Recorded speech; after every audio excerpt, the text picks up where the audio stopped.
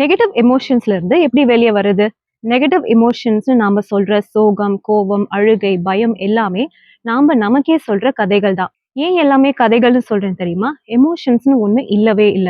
எமோஷன்ஸ்னு நாம சொல்ற சோகம், கோபம், அழுகைக்கு பின்னாடி இருக்க உண்மைய தான் நாம பார்க்கணும்.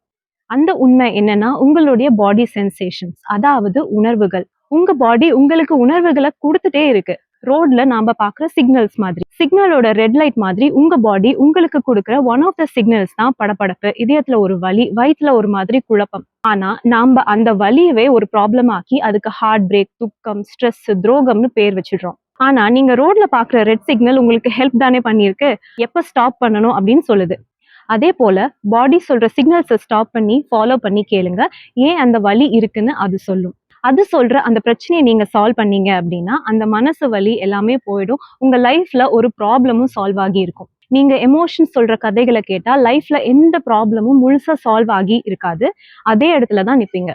இதுதான் உங்க நெகட்டிவ் எமோஷன்ஸை சால்வ் பண்ற வழி. இதுக்கு பேர் தான் உணர்ச்சி தூய்மை. உணர்ச்சி தூய்மை பற்றி இன்னும் நிறைய என்னுடைய சேனல்ல பேச போறேன். சேனலை ஃபாலோ பண்ணிக்கோங்க.